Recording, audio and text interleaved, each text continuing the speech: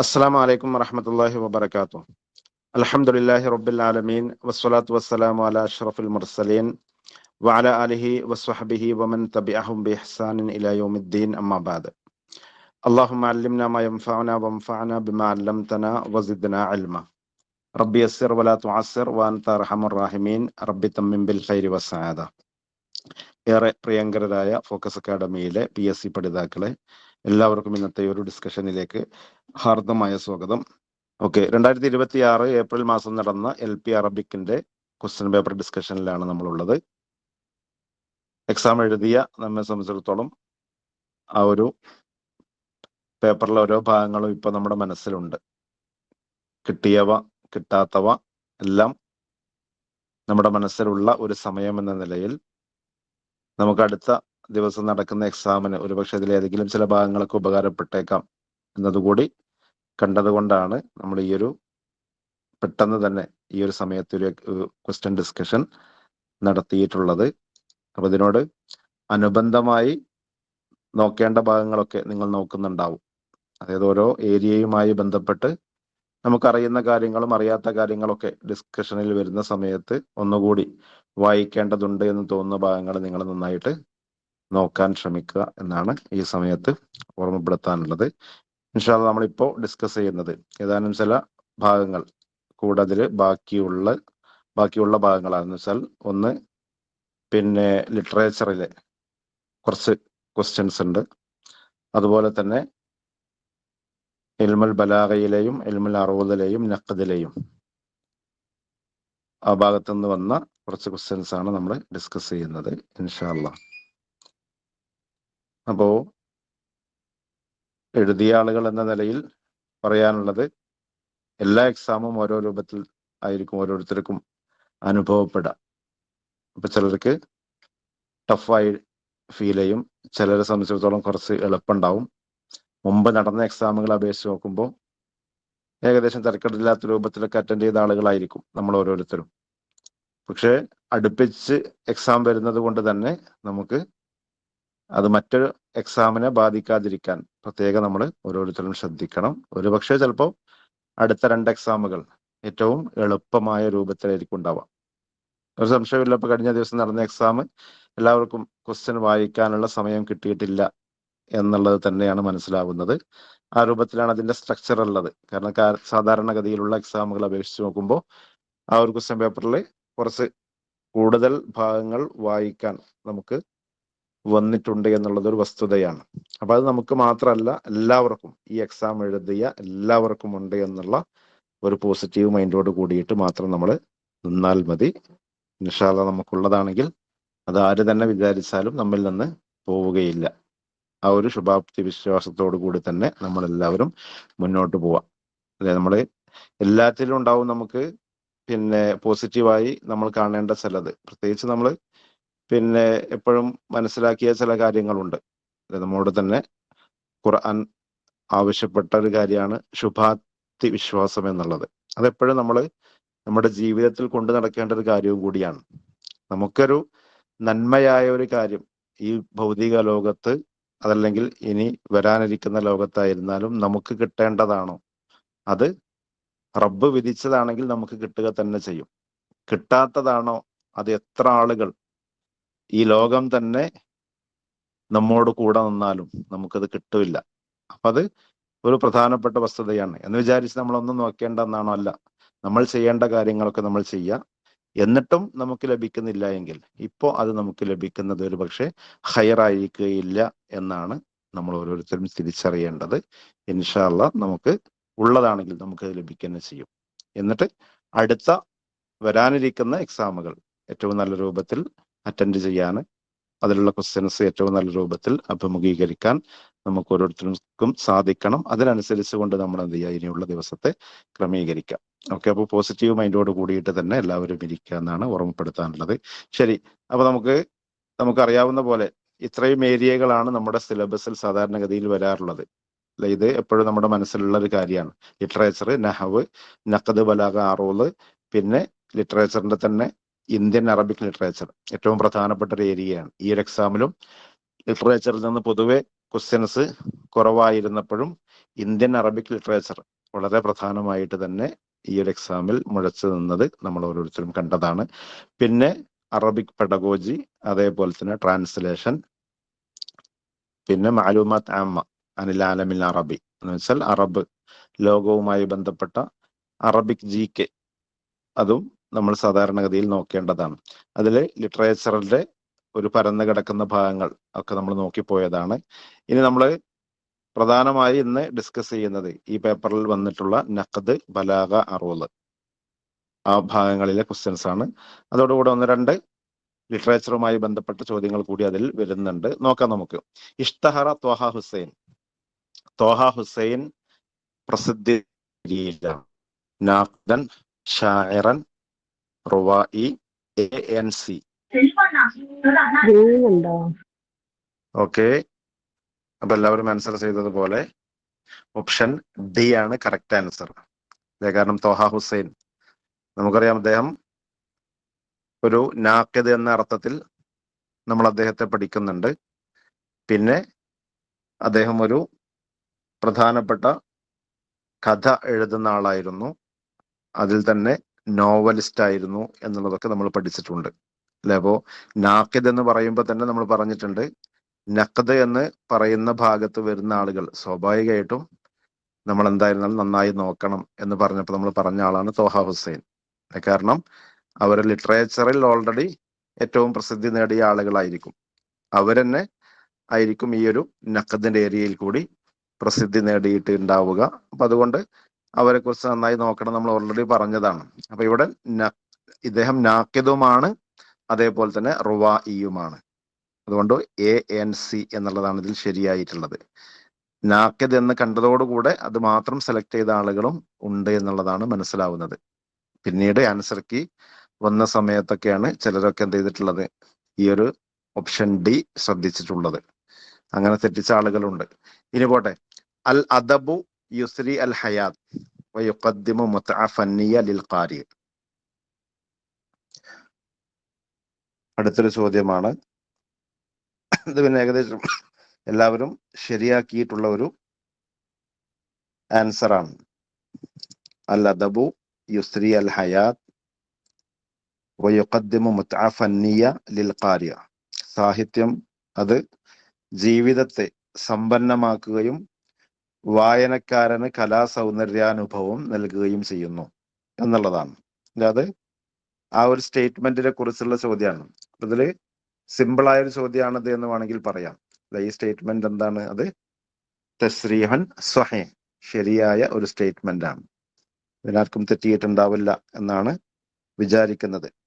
തഅ്സീറുൽ അദബ് fin നഫ്സ്, അത് പ്രധാനപ്പെട്ട ഒരു കാര്യമാണ്. ഇതിന്റെ അവസാനത്തെ ഭാഗം എന്ന് വെച്ചാൽ വായനക്കാരന്റെ മനസ്സിൽ സ്വാധീനമുണ്ടാക്കുക എന്നുള്ളതാണ് സാഹിത്യത്തിന്റെ ഏറ്റവും പ്രധാനപ്പെട്ട ഭാഗം എന്ന് പറയുന്നത്.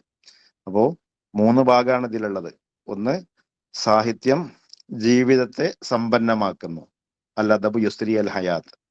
പിന്നെ അൽ അദബു യുഖദ്ദിമു മുത്അ ഫന്നിയ, സാഹിത്യം കലാ സൗന്ദര്യാനുഭവം എന്ത് ചെയ്യുന്നുണ്ട്, നൽകുന്നുണ്ട്. മൂന്നാമത്തത് തഅ്സീറുൽ അദബ് ഫിൻ നഫ്സ്, അത് മനസ്സുകളിൽ എന്ത് ചെയ്യുന്നുണ്ട്, സ്വാധീനമുണ്ടാക്കുന്നുണ്ട്. ഇത് 3ഉം ഒരു സാഹിത്യം കൊണ്ടുണ്ടാവുന്ന പ്രധാനപ്പെട്ട ഗുണം തന്നെയാണ്. നെക്സ്റ്റ് വൺ, യദുല്ലു നഖ്ദുൽ അദബ് അല. ഓക്കെ, ഓപ്ഷൻ ബി ആണ് കറക്റ്റ് ആൻസർ അല്ലെ. എല്ലാവരും സെലക്ട് ചെയ്തതും അത് തന്നെയാണ്. എല്ലാവരും ശരിയാക്കിയിട്ടുണ്ടാവുമെന്ന് തന്നെയാണ് വിചാരിക്കുന്നത് അല്ലെ. സാഹിത്യ നിരൂപണം എന്ന് പറഞ്ഞാൽ എന്ത് എന്ന് പറഞ്ഞപ്പോൾ നമ്മൾ കഴിഞ്ഞ എക്സാമുകളിലൊക്കെ വന്ന ചോദ്യങ്ങൾ അനലൈസ് ചെയ്തുകൊണ്ട് തന്നെ നമ്മൾ മനസ്സിലാക്കിയിട്ടുള്ള ഒരു കാര്യമാണ് അല്ലെ. അത് ഒരു മഹാസിനുൽ അദബ് എന്നുള്ള അർത്ഥത്തിൽ മാത്രമല്ല, അതേപോലെ മസാവി ഉൽ അദബ് അതുമല്ല, മറിച്ച് രണ്ടും ഉണ്ട്. മഹാസിനുൽ അദബി വ മസാവിഇഹി, ഇത് രണ്ടും വരുന്ന ഒന്നാണ് ഏത്, നഖ്ദുൽ അദബ് എന്ന് പറയുന്നത്. സാഹിത്യം അതിന്റെ നല്ല വശങ്ങൾ പറയലും അതിന്റെ പോരായ്മ പറയലും അതെല്ലാം അത് എന്ത് തന്നെയാണ്, നഖ്ദ് തന്നെയാണ്. നെക്സ്റ്റ് വൺ, ജൗഹറുൽ അമൽ അശ്ശഅരി. ജൗഹറുൽ അമൽ അശ്ശഅരി ഓക്കെ, ഇവിടെ ഈ ചോദ്യത്തിന് ഏകദേശം എല്ലാവരും ആൻസർ ചെയ്തതായി മനസ്സിലാവുന്നത് ഓപ്ഷൻ ബി ആണ്. എന്നാൽ ആൻസർ കീയിൽ ഓപ്ഷൻ സിയുമാണ് വന്നിട്ടുള്ളത്. അപ്പൊ ഏതായിരിക്കും കറക്റ്റ് ആൻസർ? കറക്റ്റ് ആൻസറായി എന്തായാലും സാധ്യതയുള്ളത് ഓപ്ഷൻ സി തന്നെയാണ്. അപ്പൊ എന്തുകൊണ്ട് ബി ആവുന്നില്ല, അല്ലെ ഖയാൽ ആവുന്നില്ല എന്നുള്ളതായിരിക്കും. ഇപ്പോ നമ്മൾ മനസ്സിലാക്കിയിട്ടുണ്ട് ആത്തിഫത്ത് എന്ന് പറയുന്നത് അതാണ് ഒരു അദബിന്റെ ഏറ്റവും പ്രധാനപ്പെട്ട ഉൻസുർ എന്ന് പറയുന്നത്, അല്ലെ? ഏറ്റവും പ്രധാനപ്പെട്ട ഘടകം ഏത് എന്ന് ചോദിച്ചാൽ അതേതാണ്? ആത്തിഫത്താണ്. ഇനി കവിതയായിരുന്നാലും അതേപോലെ തന്നെ പ്രസംഗമായിരുന്നാലും വരയായിരുന്നാലും എന്ത് സാഹിത്യമായിരുന്നാലും അതൊക്കെ എന്ത് കാര്യമായിരുന്നാലും അതൊക്കെ എന്ത് തന്നെയാണ്? അദബ് തന്നെയാണ്. അപ്പൊ അദബിലെ ഒരു ഭാഗം മാത്രമാണ് ഷിഅർ എന്ന് പറയുന്നത്. ഇപ്പൊ സാധാരണഗതിയിൽ കല എന്ന് പറയുമ്പോൾ അല്ലെങ്കിൽ സാഹിത്യം എന്ന് പറയുമ്പോൾ അതിൽ ഏറ്റവും പ്രധാനപ്പെട്ട ഒന്നായി പറയാറുള്ളത് പിന്നെ കവിതയാണ്. അപ്പോ ഉൻസുറുൻ ഹാമുൻ ഫിൽ അദബി എന്ന് പറയുന്നത് നമ്മൾ പഠിച്ച കാര്യമാണ് ആത്തിഫത്ത് എന്ന് പറയുന്നത്. അപ്പൊ ജൗഹറുൽ അമൽ അശ്ശഅരി എന്ന് പറഞ്ഞാൽ സ്വാഭാവികമായിട്ടും അതുകൊണ്ട് ഉദ്ദേശിക്കുന്നത് കാവ്യത്തിന്റെ ആത്മാവ് എന്ന് പറഞ്ഞാൽ അതെന്താണ്? വികാരമാണ്, അല്ലെങ്കിൽ ഭാവമാണ്. കവിത എന്നത് മനുഷ്യന്റെ അനുഭവങ്ങളും വികാരങ്ങളും പ്രകടിപ്പിക്കുന്ന ഒരു കലാരൂപമാണ് എന്ന് വേണമെങ്കിൽ പറയാം. അതിപ്പോ കവിത എന്നത് ഒരു സാഹിത്യത്തിൽ ഏറ്റവും പ്രധാനപ്പെട്ട ഒരു കാര്യമാണ് എന്നുള്ളതാണ് നമ്മൾ മനസ്സിലാക്കേണ്ടത്. ഇനിയിപ്പതില് ഒരു സാധ്യത ഉണ്ടാവുക എന്താന്ന് ചോദിച്ചാൽ, ഇപ്പൊ നമ്മൾ മുമ്പൊരു ചോദ്യം ഇതേപോലെ വന്നിട്ടുണ്ടായിരുന്നു. എന്ന് വെച്ചാൽ ഹിക്മത്തിൽ എപ്പോഴും ഏറ്റവും കൂടുതലായിട്ട് ഉണ്ടാവേണ്ടത് എന്താണ്? മഅനയാണ്, ആശയമാണ് അതിന്റെ കണ്ടന്റായി കൂടുതലായിട്ട് വരേണ്ടത്. എന്നാൽ ഒരു കവിതയെ സംബന്ധിച്ചിടത്തോളം ആ കവിതക്കുണ്ടാവേണ്ടത് ഭാവനയാണ്. അപ്പൊ അതില് ഉൻസുറുൻ ഹാമുൻ ഫിൽ അദബി, അതേപോലെ തന്നെ യംനഹുൽ അദബ അൽ ഖുലൂദ് വ തകൂനുൽ ഹാജ ഇലൈഹ അശദ്ദു മിൻ അയ്യു ഉൻസുറിൻ ആഖർ എന്ന 3 പോയിന്റും വെച്ച് നമ്മൾ എപ്പോഴും പറയുന്ന കാര്യമാണ് ഒരു സാഹിത്യത്തിന്റെ ഏറ്റവും പ്രധാനപ്പെട്ട ഘടകം എന്ന് പറയുന്നത് ആത്തിഫത്താണ് എന്നുള്ളത്. ആ സാഹിത്യത്തിൽ പെട്ടത് തന്നെയാണ് ഏത്? ഈ ഒരു, അല്ലെങ്കിൽ സാഹിത്യത്തിൽ ഏറ്റവും പ്രധാനപ്പെട്ട ഒരു ഭാഗമാണ് കവിത എന്ന് പറയുന്നത്. അപ്പോ ആ കാവ്യത്തിന്റെ ആത്മാവ് എന്ന് പറഞ്ഞാൽ അതേതാണ്? ഈ പറഞ്ഞ ആത്തിഫത്താണ്, വികാരമാണ്, അല്ലെങ്കിൽ ഭാവമാണ്. അതാണ് ഒരു കവിയെ പ്രചോദിപ്പിക്കുന്ന കാര്യം, അതേപോലെ തന്നെ വായനക്കാരനെ സ്വാധീനിക്കുന്ന കാര്യം എന്നൊക്കെ പറഞ്ഞാൽ ഏറ്റവും പ്രധാനമായിട്ട് ആത്തിഫത്താണ്. അപ്പൊ സാഹിത്യത്തില് ഭാവം എന്നത് മനുഷ്യൻ അനുഭവിക്കുന്ന സന്തോഷം, ദുഃഖം, കോപം തുടങ്ങിയ വികാരങ്ങളാണ്. അവയെ കവി കവിതയിലൂടെ പ്രകടിപ്പിക്കുന്നു. അപ്പൊ അതുകൊണ്ട് തന്നെ ഏറ്റവും പ്രധാനപ്പെട്ടത് ഈ പറഞ്ഞ ആത്തിഫത്താണ് എന്നുള്ളത് മനസ്സിലാക്കുക. മാലൂമാത്ത് എന്ന് പറഞ്ഞാൽ അതൊരിക്കലും കവിതയുടെ ആത്മാവല്ല. ഖയാല് എന്നുള്ളത് പ്രധാനപ്പെട്ട ഒരു ഘടകം തന്നെയാണ്. പക്ഷെ അതല്ല ഈ പറഞ്ഞ പോലെ ഒരു ജൗഹറായ കാര്യം എന്ന് വെച്ചാൽ ആധാരമായി വരുന്നത് അതല്ല. ആത്തിഫത്താണ് അതില് യഥാർത്ഥമായ ഒരു ഹൃദയം എന്ന് പറയാവുന്നത്. അതാണ് ഒരു സാഹിത്യത്തിന്റെ ഏറ്റവും പ്രധാനപ്പെട്ട ഘടകം എന്ന് പറയുന്നത്. ഉസ്ലൂബ് എന്ന് പറയുന്നത് അതിന്റെ പ്രകടന രീതി മാത്രമാണ്, ശൈലി എന്ന് പറയുന്നത്. സാറപ്പോഴോ എന്ന് പറഞ്ഞു തന്നൊരു ഓർമ്മ ഉണ്ട്. കവിതയിൽ ഒന്നാമത് വേണ്ടിയ ഹയാലും അദബിൽ ഒന്നാമത് വേണ്ടത് ആത്തിഫത്തുമാണെന്ന്. ആ ഒരു ഇതിലാണ് നമ്മൾ ആൻസർ ചെയ്തത്. അങ്ങനെ സാറ് പറഞ്ഞു. സാറ് പറഞ്ഞതിന്റെ അടിസ്ഥാനത്തിലായിട്ട് അത് ഞാൻ നന്നായിട്ട് എഴുതി വെച്ചത് ഓർമ്മ ഉണ്ട്. അത് മിക്കവാറും ആ ഒരു ചോദ്യവുമായി ബന്ധപ്പെട്ട് പറഞ്ഞതായിരിക്കും. അതായത് അങ്ങനെ തന്നെ ഒരു സ്റ്റേറ്റ്മെന്റ് തന്നെ ഉണ്ട്. അതായത് ഒരു കവിതയെ സംബന്ധിച്ചിടത്തോളം അങ്ങനെയാണ്, ഖയാൽ അതാണ് ഒരു കവിതയ്ക്ക് ഏറ്റവും അവിഭാജ്യമായ ഘടകമായിട്ട് വരുന്നത്. എന്തിനേക്കാൾ? ഒരു ഹിക്മത്തിന് മഅനയാണ് അല്ലെങ്കിൽ മഅനയാണ് അതിന്റെ അവിഭാജ്യ ഘടകമായി വരുന്നത്. അപ്പൊ അതുമായി ബന്ധപ്പെട്ട് വന്ന സമയത്ത് പറഞ്ഞതായിരിക്കും അത്. കാരണം ഞാൻ എപ്പോഴും പറയുന്ന കാര്യമാണ് ഉൻസുറുൻ ഹാമുൻ ഫിൽ അദബി, അതേപോലെ തന്നെ യംനഹുൽ അദബ അൽ ഖുലൂദ്, പിന്നെ വതകൂനുൽ ഹാജ അഷദ്ദു മിൻ അയ്യി ഉൻസുറിൻ ആഖർ. അദബില് ഓക്കെ, പക്ഷെ ഷെയറില് അതെ, അദബ് എന്ന് പറഞ്ഞാൽ സാഹിത്യം എന്നേ അർത്ഥമുള്ളൂ. അദബിലെ ഏറ്റവും പ്രധാനപ്പെട്ട കാര്യം ഏതെന്ന് ചോദിച്ചാൽ ഒരു സംശയമുള്ള ഷിഅറാണ്. പിന്നെ ഇനിയിപ്പോൾ നെസറിൽ വരുന്ന ഭാഗങ്ങളായിട്ടുള്ള നോവലായിരുന്നാലും അതേപോലെ തന്നെ ഖിസ്സയായിരുന്നാലും മക്കാലയായിരുന്നാലും അതൊക്കെ ഓരോരോ ഇനങ്ങൾ മാത്രമാണ്. അതിൽ ഏറ്റവും പ്രധാനപ്പെട്ട ഒന്നാണ് ഷിയാർ എന്ന് പറയുന്നത്. അദബിലെ ഒരു ഇനമാണ് ഷിയാർ എന്ന് പറയുന്നത്. ഓക്കെ, ഏതായാലും ഇപ്പോൾ എന്റെ മേലിലേക്കായി വന്നോ? അല്ല, ശരിക്കും ഇതൊരു ഡൗട്ട് വന്ന ക്വസ്റ്റ്യൻ പോലെ ആയിപ്പോയി സാർ. എന്തായാലും ഓക്കെ ഓക്കെ, അയാളാണ് നമ്മളിലേക്ക് എത്തിയത്. അല്ല, സാറിന്റെ അടുത്തുള്ള തെറ്റല്ല. ഇപ്പൊ ഞങ്ങൾ മനസ്സിലാക്കിയത് നമ്മൾ അങ്ങനെ മനസ്സിലാക്കാത്തതുകൊണ്ടാണ്. സാറേ അങ്ങനെ വായിച്ചിട്ടുണ്ട്. അപ്പൊ അങ്ങനെ തന്നെ പറഞ്ഞ് ഉറപ്പിച്ചു പോയത് കൊണ്ട് അങ്ങനെ തന്നെ കൊടുക്കാനും പറ്റിയത്. ഷിയർന്ന് കണ്ടപ്പറ്റേ അങ്ങനെ കൊടുക്കാനാ തോന്നിയത് കറക്റ്റ് ആയിട്ട്. അതിനാണല്ലോ അവരുടെ ലക്ഷ്യം. അവർക്കറിയാം സാറ് പറഞ്ഞിട്ടുണ്ട് അദബിന് എപ്പോഴും ശാശ്വതമായിട്ടുള്ളത്. പക്ഷെ ഞാൻ അറ്റൻഡ് ചെയ്തിട്ടില്ല കേട്ടോ, അത് വേറെ കാര്യം. ആത്തിഫത്താണ് എന്നുള്ള വിഷയം സാറ് പറഞ്ഞിരുന്നത്. ആ ഒരു ഓർമ്മ എനിക്കുണ്ട്. ഡിസ്കഷൻ ക്ലാസ്സിലൊക്കെ സാറ് പറഞ്ഞു. ഷിയർ കണ്ടപ്പോഴാണ് ഞങ്ങൾക്ക് ഡൗട്ട് വന്നത്. അതെ, അതെന്താ വെച്ചാൽ ഷിയാറുമായി ബന്ധപ്പെട്ട് ഞാൻ പറഞ്ഞിട്ടുണ്ടായിട്ടുണ്ടെങ്കിൽ മിക്കവാറും LP അറബിക്കിന് തന്നെ മുമ്പ് ചോദിച്ച ഒരു ചോദ്യമാണത്. ഞാൻ ഈ പറഞ്ഞ ഇബാറത്ത് അതുമായി ബന്ധപ്പെട്ട് ഒരു ഹിക്മത്തിന് ഏറ്റവും അവിഭാജ്യ ഘടകം എന്താണ്? മഅനയാണെന്നും, എന്നാൽ ഒരു കവിതയെ സംബന്ധിച്ചിടത്തോളം ഏറ്റവും അവിഭാജ്യ ഘടകം ഭാവനയാണ്. അത് ആ ഒരു ഹിക്മത്തുമായി തുലനം ചെയ്തിട്ട് പറയുന്ന ഒരു ഇബാറത്താണത്. അപ്പൊ ഇവിടെ അത് ശരിയാവൂലേ സാറേ? ഇത് ഷിയർ തന്നെയല്ലേ ചോദിച്ചത്?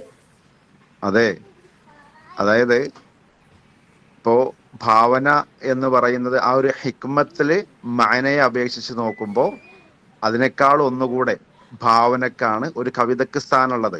ഇനിയിപ്പോ അവിടെ ആത്തിഫത്ത് ഉണ്ടെങ്കിൽ സ്വാഭാവികമായിട്ടും ആ ആത്തിഫത്തായിരിക്കും കവിതയ്ക്ക് ഏറ്റവും അവിഭാജ്യ ഘടകമായിട്ടുണ്ടാവുക. കാരണം ഈ പറഞ്ഞ ഹിക്മത്തിനെ സംബന്ധിച്ചിടത്തോളം അതിനങ്ങനെ പ്രത്യേകിച്ച് ഖയാല് ഭാവനയുടെ ഒന്നും ആവശ്യം കൂടുതലില്ല. എന്നാൽ ഒരു കവിതയെ സംബന്ധിച്ചിടത്തോളം ഭാവന എന്ന് പറയുന്നത് പ്രധാനം തന്നെയാണ്. ആത്തിഫത്ത് അതിൽ ആദ്യമായിട്ട് വരും. എന്നാൽ ഇപ്പോൾ ഒരു ഹിക്മത്ത് എന്ന് പറയുമ്പോൾ അതിൽ ഇത്ര തന്നെ ഈ ഒരു ഭാവന അല്ലെങ്കിൽ ആത്തിഫത്ത് എന്നതിനേക്കാളും ഏറ്റവും പ്രധാനപ്പെട്ട ഘടകമായിട്ട് അവിടെ മഅനക്കാണ് പ്രാധാന്യമുണ്ടാവുക. ആ അർത്ഥത്തിലാണ് ആ ഒരു ഇബാറത്തോടെ വന്നത്. അതുമായി ബന്ധപ്പെട്ട് പറഞ്ഞപ്പോഴായിരിക്കും അങ്ങനെ പറഞ്ഞു പോയിട്ടുണ്ടാവാം. അതിപ്പോൾ സ്വാഭാവികമായിട്ടും ഇവിടെ ഇപ്പോൾ ജൗഹറുൽ അമൽ അശ്ശഅരി എന്ന് വന്നപ്പോൾ നിങ്ങളുടെ ശ്രദ്ധ അതിലേക്ക് പോയതായിരിക്കും. Okay, next one. അശ്ശഅറു ദീവാനുൽ അറബ് ലിഅന്നഹു യഖ്തരിൽ ജവാബ് അൽ ഖാത്തിഅ.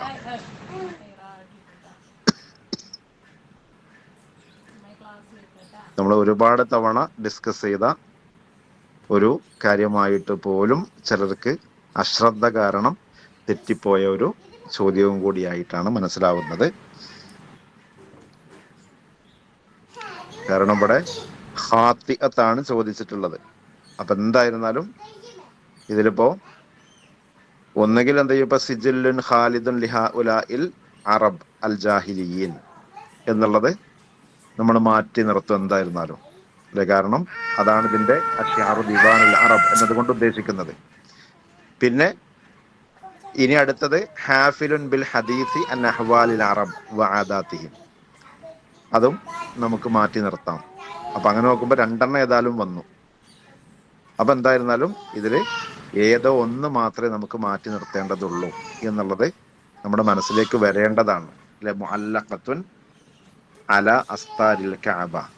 കാരണം മുഅല്ലഖ എന്ന് പറഞ്ഞത് നമ്മൾ വേറെ തന്നെ പഠിക്കുന്നതാണ്. അത് അശ്ശഅറു ദീവാനുൽ അറബ് എന്നുള്ളതുമായി ബന്ധപ്പെട്ടല്ല.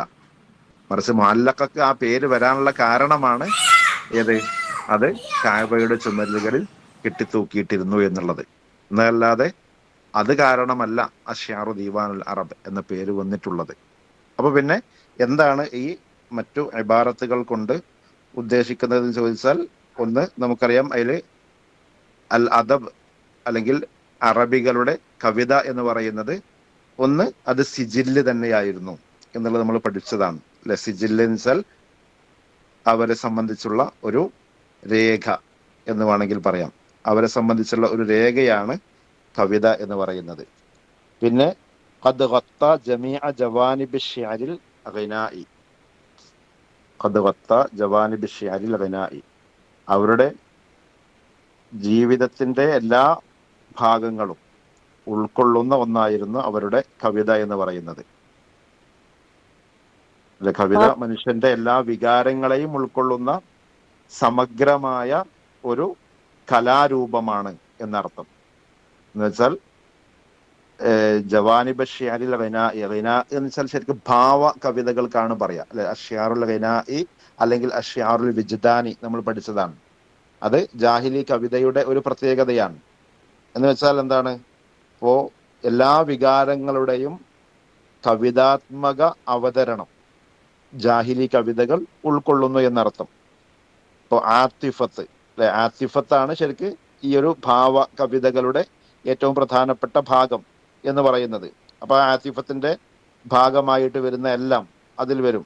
മനുഷ്യന്റെ വൈകാരികമായ വശങ്ങളായി വരുന്ന എല്ലാം, അന്നത്തെ ഇപ്പൊ മദ്ഹ്, അതേപോലെ തന്നെ ഹിജ ആയിരുന്നാലും എല്ലാം അതിൽ വരുന്നതാണ്. ഹുസ്ന്, അതേപോലെ ഫഖർ, റിസാ, ഗസല്, ഇതെല്ലാം ഏതിൽ വരുന്നതാണ്? ഈ ഒരു പിന്നെ ഭാവ കവിതകളിൽ വരുന്നതാണ്. അപ്പൊ അതെല്ലാം ഉൾക്കൊള്ളുന്ന രൂപത്തിലായിരുന്നു അന്നത്തെ കവിതകൾ എന്ന് പറയുന്നത്. അപ്പൊ ആ അർത്ഥത്തിലാണ് ഖദ് ഗത്ത ജമീഅ ജവാനിബ ശിഅരിൽ ഗിനാഇ എന്ന് പറയുന്നത്. ഗസല്, റിസാ, മദ്ഹ്, ഹിജാ, ഫഖർ, സുഹദ്, ഇതെല്ലാം ഉൾക്കൊള്ളുന്ന രൂപത്തിലുള്ള കവിതകൾക്കാണ് സാധാരണ അഷ്യാറുൽ ഗിനാഇ എന്ന് പറയുന്നത്. എന്ന് വെച്ചാൽ ഹുവ അഷ്യാറുൽ ലദീ യുഅബ്ബിറു അനിൽ അവാത്തിഫി വൽ മശാഇർ എന്നാണ് ഇപ്പൊ അതുകൊണ്ട് ഉദ്ദേശം. അഷ്യാറുൽ ഗിനാഇ എന്ന് പറഞ്ഞാൽ അത് ജാഹിലി കവിതയുടെ തന്നെ ഒരു പ്രത്യേകതയാണ്. അപ്പോൾ ആ ജാഹിലി കവിതകളെ കുറിച്ചാണ് ഇപ്പൊ ഈ പറയുന്നത് അഷ്യാറു ദീവാനുൽ അറബ് എന്ന് പറയുന്നത്. അപ്പൊ അത് എന്തായിരുന്നാലും ശരിയായ സ്റ്റേറ്റ്മെന്റ് ആണ്. പിന്നെ ഹാഫിലുൻ ബിൽ ഹദീസി അൻ അഹ്വാലിൽ അറബി വ ആദാത്തിഹിം, അവരുടെ പിന്നെ സമ്പ്രദായങ്ങളെ കുറിച്ച്, അറബികളുടെ മൊത്തത്തിലുള്ള രാഷ്ട്രീയ സാമൂഹിക അവസ്ഥകളെ കുറിച്ചെല്ലാം പറയുന്ന പിന്നെ ഒന്നായിരുന്നു അന്നത്തെ കവിതകൾ എന്ന് പറയുന്നത്. അതും ശരിയാണ്. ഹാഫിലുംബിൽ ഹദീസ് കൊണ്ട് ഉദ്ദേശിക്കുന്നത് എന്താ സാറേ? ആ അവരുടെ ജീവിതത്തെ മുഴുവനായി ചിത്രീകരിക്കുന്ന എന്നുള്ള അർത്ഥത്തിൽ. ഹദീസ് എന്ന് വെച്ചാൽ ശരിക്ക് സംസാരിക്കുന്ന അല്ലെങ്കിൽ പറയുന്ന എന്ന അർത്ഥത്തിലാണ്. ഹാഫിലത്ത് എന്ന് പറഞ്ഞാൽ നിറഞ്ഞത് എന്നുള്ള അർത്ഥത്തിൽ. അപ്പോ അവരുടെ ജീവിതത്തിന്റെ എല്ലാ ഭാഗങ്ങളും ഉൾക്കൊള്ളുന്ന ഒന്നായിരുന്നു അന്നത്തെ കവിതകൾ അല്ലെ. നമ്മൾ പറഞ്ഞിട്ടുണ്ട് എന്ത്, അറബികളെ കുറിച്ച് നമുക്കറിയണമെങ്കിൽ ഖുർആനും ഹദീസും കഴിഞ്ഞാൽ പിന്നെ എന്തേ നമ്മുടെ മുമ്പിലുള്ളൂ? അറബികളുടെ കവിതകളേ ഉള്ളൂ. കാരണം അവരെ കുറിച്ച് അന്ന് പ്രത്യേകമായി ചരിത്രങ്ങളൊന്നും എഴുതപ്പെട്ടിട്ടില്ല. പിന്നെന്താന്ന് വെച്ചാൽ അന്നത്തെ അവരുടെ കവിതകൾ, ആ കവിതകളിലുണ്ട് അവരെ കുറിച്ചുള്ള എല്ലാ കാര്യങ്ങളും. അതുകൊണ്ട് തന്നെയാണ് പിൽക്കാലക്കാർ ആ കാലഘട്ടത്തെ കുറിച്ച് എന്ത് ചെയ്തിട്ടുള്ളത്, മനസ്സിലാക്കിയിട്ടുള്ളതും. അതുകൊണ്ടാണ് അഷ്യാറു ദീവാനുൽ അറബ് എന്ന് പറയാനുള്ള ഒരു കാരണം. ഇതിലിപ്പോ ഓപ്ഷൻ ഡി വായിച്ച ആളുകൾക്ക് എന്തായിരുന്നാലും അത് സിമ്പിളായിട്ട് ആൻസർ എഴുതാവുന്നതേ ഉള്ളൂ. പിന്നെ അതേപോലെ അൽ ഇജാബ അൽ ഖാത്തിഅ എന്നുള്ളതും ശ്രദ്ധിക്കണം. തെറ്റായത് എന്നുള്ളത് ശ്രദ്ധിക്കാതെ പോയ ആളുകൾക്കൊക്കെ തെറ്റിയിട്ടുണ്ടാവും. മിക്കവാറും ആളുകൾ സി ആയിരിക്കും തിരഞ്ഞെടുത്തിട്ടുണ്ടാവാം അല്ലെ. സി തിരഞ്ഞെടുത്ത ആളുകൾ സി തെരഞ്ഞെടുത്ത് ഹാസിയെ സാറേ ഉദ്ദേശിച്ചത് അതെ, അഷ്യാറുൽ ദീവാനുൽ അറബ് എന്ന് കണ്ടപ്പോഴേക്ക് സിജല്ലുൻ ഖാലിദുൻ ലിഹാഉലാഇൽ അറബിൽ ജാഹിലിയീൻ എന്നായിരിക്കും തെരഞ്ഞെടുക്കുക. പക്ഷെ ഖാത്തിഅ എന്നുള്ളത് ശ്രദ്ധിച്ചിട്ടുണ്ടാവില്ല. ഓക്കെ. മനിൽ ഖാഇൽ ഹാദാ ഹസ്സാൻ ഫഹലും മിൻ ഫുഹൂലിൽ ജാഹിലിയ ഫലമ്മ ജാ അൽ ഇസ്ലാം സഖത ശിഅറുഹു. യെസ്, ഓപ്ഷൻ എ ആണ്. അസ്മഇയുടെ വാചകമാണ്. ഇതാരെങ്കിലും ശ്രദ്ധിച്ചിട്ടുണ്ടായിരുന്നോ ഈ ഒരു കോട്ടിംഗ് എന്നുള്ളത് അറിയില്ല. ഏതായിരുന്നാലും നമുക്കൊരു കാര്യം ഉറപ്പാണ് അല്ലെ, ഇപ്പോ ഇങ്ങനെയല്ല, ലിറ്ററേച്ചർ ഇതിനോട് സമാനമായ കോട്ടിങ്സ് ഉണ്ടായിരുന്നു. അതെ ഈ കോട്ടിങ്സ് ഉണ്ടായിരുന്നു. ഉണ്ട് വേറെ അതെ. ബുക്കില് ജദായിലുണ്ട്, ഇത് അതേപോലെ ആ, കൊടുത്തിരിക്കും. അപ്പോ ഇതിനോട് സമാനമായ 2 കോട്ടിങ്സ് ഉണ്ട്. അതെ, അപ്പൊ ഇതില് നമ്മൾ ശ്രദ്ധിക്കേണ്ടത് എന്താണെന്ന് വെച്ചാൽ ലിറ്ററേച്ചർ നമ്മൾ പഠിക്കേണ്ടതില്ല എന്നുള്ളതിൽ നിന്ന് നമ്മൾ ഒന്നുകൂടി ലിറ്ററേച്ചർ ആഴത്തിൽ പഠിച്ചെങ്കിലേ ലിറ്ററേച്ചറിൽ നിന്ന് വരുന്ന ചോദ്യം നമുക്ക് ആൻസർ ചെയ്യാൻ സാധിക്കുള്ളൂ എന്നുള്ളത് തന്നെയാണ് നമുക്ക് മനസ്സിലാക്കി തരുന്നത് അല്ലെ. എന്തെല്ലാം പോയൻസ് മിക്കവാറും ഇറങ്ങിയ പുസ്തകങ്ങളിലൊക്കെ നമ്മൾ കാണുന്നുണ്ട് അല്ലെ. ഇപ്പൊ ഹസ്സാൻ ഇബ്നു സാബിത്തിനെ കുറിച്ച് എത്ര തവണ നമ്മളൊക്കെ വായിച്ചവരും പഠിച്ചവരുമാണ്. ഒരുപാട് പോയിന്റ്സ് ഓൾറെഡി നമുക്കൊക്കെ അറിയാം അല്ലെ. 120 വർഷം ജീവിച്ചത്, ജാഹിലി കാലഘട്ടത്തിൽ 60, ഇസ്ലാമിക കാലഘട്ടത്തിൽ 60, ഷാഇറുൻ നബി, ഷാഇറുർ റസൂൽ, അതേപോലെ തന്നെ അബുൽ വലീദ് എന്ന കുനിയത്തുള്ള ആളാണ്. പിന്നെ യമൻകാരനായിരുന്നു, അതേപോലെ തന്നെ ഖസ്റജ് ഗോത്രക്കാരനായിരുന്നു. പ്രധാനമായും അദ്ദേഹം കോണ്ടാക്ട് ഉള്ള 2 ഭരണകൂടങ്ങൾ വസ്സാസ്ന അതേപോലെ തന്നെ മുനാദറ ഭരണകൂടമാണ്. പിന്നെ 2-3 തവണ സെറ്റിനും മറ്റൊക്കെ വന്ന ഒരു ചോദ്യം എന്ന നിലയിൽ നമ്മൾ പഠിച്ചിട്ടുണ്ട് ഇദ്ദേഹത്തെ കുറിച്ച് അബൂ ഉബൈദ പറഞ്ഞൊരു വാചകം. അത് എന്തായിരുന്നു? അത് ഷാഇറുൽ ഖസ്റജ് അല്ല, എന്തായിരുന്നു ആ ഒരു കോട്ടിംഗ് ഉണ്ടായിരുന്നത്? ഇദ്ദേഹം കാനഫിൽ ജാഹിലിയത്തി ഷാഇറു അഹ്ലിൽ യമൻ വഫിൽ ബിഅസത്തി ഷാഇറുൻ നബി വഫിൽ ഇസ്ലാം ഷാഇറുൽ അൻസ്വാർ. ഏകദേശം അതിന് സമാനമായൊരു വാചകം അല്ലെ. ഇതൊക്കെ ഒരുപാട് തവണ വന്നതും അതേപോലെ നമ്മൾ ഓൾറെഡി പഠിച്ച കാര്യങ്ങളുമാണ്. അപ്പോ ഒന്നുകൂടി അദ്ദേഹത്തെ കുറിച്ച് പറഞ്ഞ മറ്റൊരു കോട്ടിംഗ് ആണ് ഇപ്പോൾ ഇവിടെ ചോദിച്ചിട്ടുള്ളത്. ഹാദ ഹസ്സാൻ ഫഹലുമിൻ ഫുഹൂലിൽ ജാഹിലിയ. എന്നുവെച്ചാൽ ജാഹിലി കാലഘട്ടത്തിൽ ഏറ്റവും പ്രഗത്ഭനായ ഒരു കവിയാണ് ആര്? ഹസ്സാൻ. ഹസ്സാൻ ഇബ്നു സാബിത്തിനെ കുറിച്ച് പറയുന്ന ഭാഗത്ത് അദ്ദേഹം പറഞ്ഞൊരു വാചകാണത്. എന്നാൽ ഫലമ്മ ജാ അൽ ഇസ്ലാം, ഇസ്ലാം വന്നപ്പോൾ അല്ലെങ്കിൽ ഇസ്ലാം അദ്ദേഹം സ്വീകരിച്ച സന്ദർഭത്തിൽ സഖത ഷിഅറുഹു, അദ്ദേഹത്തിന്റെ ആ കവിതയെല്ലാം വീണുപോയി എന്ന് വെച്ചാൽ പാടെ നഷ്ടപ്പെട്ടു എന്ന അർത്ഥത്തിലല്ല. ജാഹിലീയ കാലഘട്ടത്തിൽ രചിച്ച കവിതയെ അപേക്ഷിച്ച് നോക്കുമ്പോൾ ഇസ്ലാമിക കാലഘട്ടത്തിലുള്ള കവിതകൾ അത്ര തന്നെ മികച്ച കവിതകളല്ല അദ്ദേഹത്തിൻ്റെത്. അത് പൊതുവെ ഇസ്ലാമിക കാലഘട്ടത്തിലെ കവിതകൾ എന്ന് പറഞ്ഞാൽ അങ്ങനെ തന്നെയാണ്. കാരണം കവിതകൾ ഉഷാറാവണമെങ്കിൽ അതിൽ ഏറ്റവും പ്രധാനമായി ഉണ്ടാവേണ്ടത് ജാഹിലി കാലഘട്ടത്തിലൊക്കെ ഉള്ള പോലെ തന്നെ ഒന്ന് എന്ത് വേണം? ഇപ്പോ നമുക്കറിയാം ഖംറുമായി ബന്ധപ്പെട്ട് വരുന്ന കവിതകൾ, ഒന്നുകിൽ കള്ള് കുടിച്ച് പാടുന്ന കവിതകൾ അല്ലെങ്കിൽ കള്ളിനെ വർണ്ണിച്ച് പാടുന്ന കവിതകൾ, ഒന്ന് ആ രൂപത്തിലുള്ളതാണ്. പിന്നെ മറ്റൊന്ന് ഹിജ ആണ്, ആക്ഷേപകാവ്യം. ഇപ്പോ ഹസ്സാൻ ഇബ്നു സാബിത്ത് ഏറ്റവും അധികം ജാഹിലി കാലഘട്ടത്തിൽ പ്രസിദ്ധി നേടിയത് ഏതിലും ചോദിച്ചാൽ ഹിജയിലായിരുന്നു. അപ്പോ ആക്ഷേപകാവ്യം എന്ന് പറയുന്നത് ഇസ്ലാം സ്വീകരിച്ച ശേഷം എന്തായിരുന്നാലും പാടില്ലാത്തതാണെന്നുള്ളത് കൊണ്ട് തന്നെ അതിൽ അദ്ദേഹം പ്രസിദ്ധി നേടിയില്ല എന്നുള്ളതാണ് അസ്മായി അതുമായി ബന്ധപ്പെട്ട് വിശദീകരിക്കുന്നത്. പിന്നെ മറ്റൊന്ന് കവിതയിൽ ഉണ്ടാവേണ്ടി വരിക എന്താണെന്ന് വെച്ചാൽ മുബാലകത്താണ്. ഏറ്റവും എന്ത് ചെയ്യാൻ നന്നായിട്ട് ഉള്ളതിനേക്കാൾ കൂടുതലായിട്ട് എന്ത് ചെയ്യേണ്ടി വരും? മദ്ഹിലാണെങ്കിൽ മദ്ഹിൽ പൊക്കി പറയേണ്ടി വരും. അപ്പൊ അതും പാടില്ലാത്തതാണ്. അപ്പോ അതിലൊക്കെ ഒരു മിതത്വം പാലിക്കുന്ന സന്ദർഭം വരുമ്പോൾ സ്വാഭാവികമായിട്ടും കവിതയിൽ അത്ര തന്നെ ഉഷാറായിക്കൊള്ളുന്നില്ല.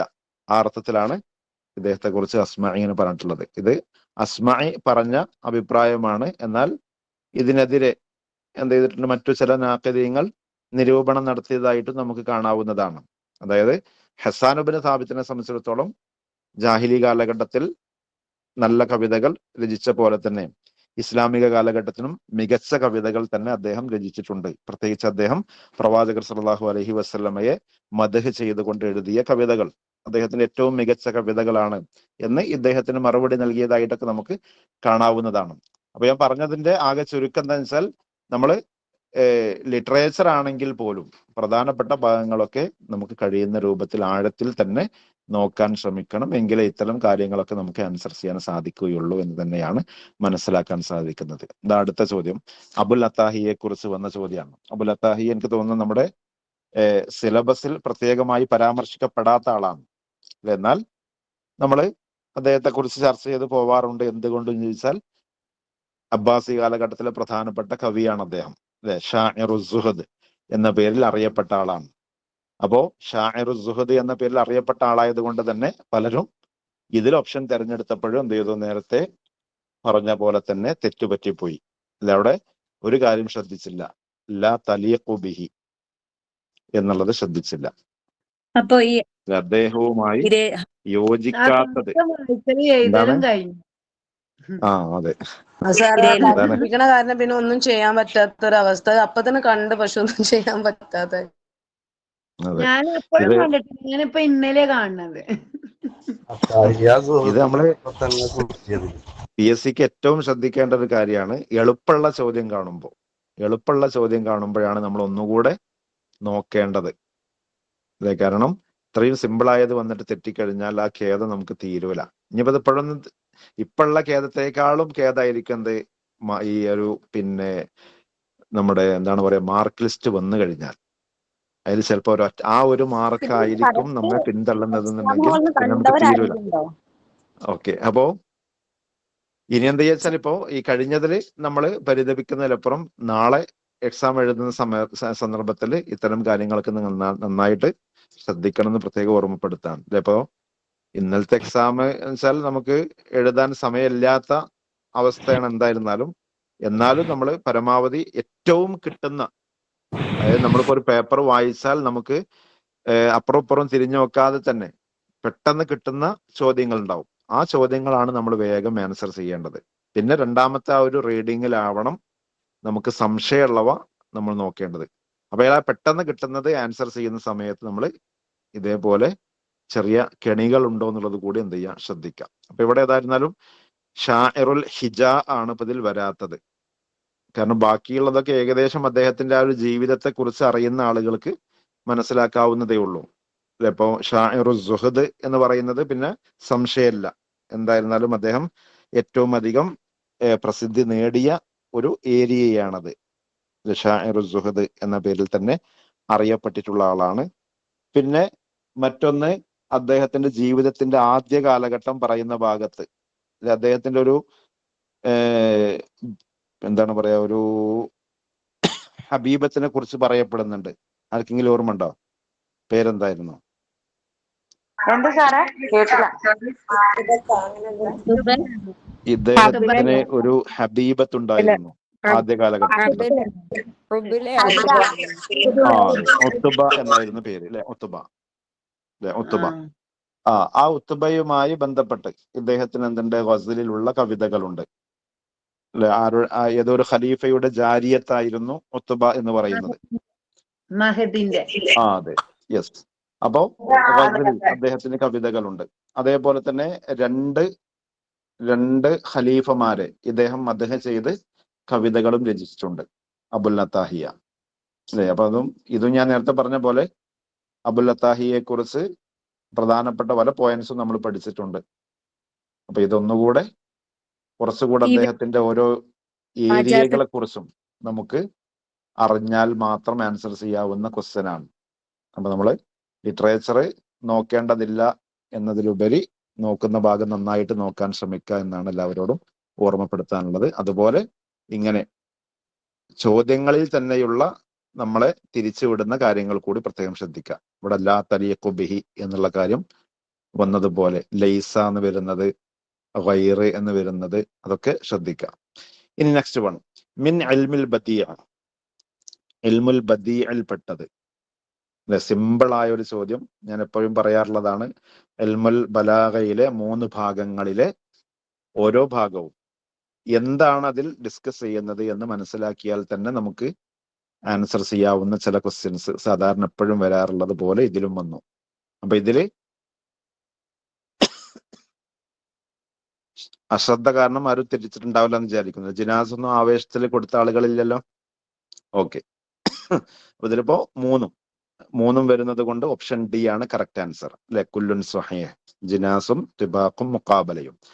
ഇനി ഇതേപോലെ കഴിഞ്ഞ 2025 LP അറബിക്കിനും ചോദിച്ച ചോദ്യമാണത്.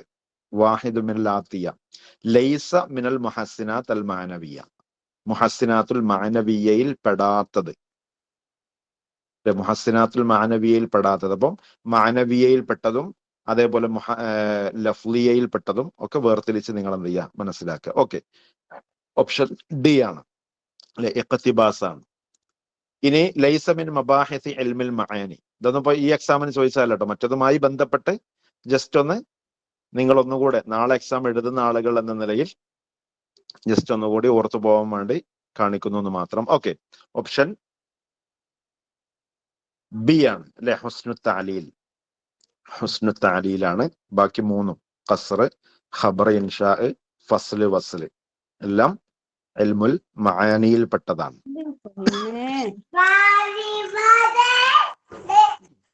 ഓക്കെ, ഇനി ജസ്റ്റ് ഒന്ന് ഓരോന്നിലും വരുന്നത് പെട്ടെന്നൊന്ന് ഓർത്തു പോവാം.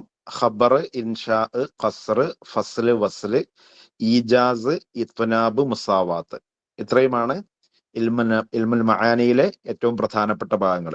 അതിൽ ഇൻഷായില് ത്വലബിയും ഗൈറു ത്വലബിയും ഉണ്ട്. ത്വലബിയാണ് നമുക്കിവിടെ ബലാഗയുമായി ബന്ധപ്പെട്ട് വരുന്ന ഭാഗം.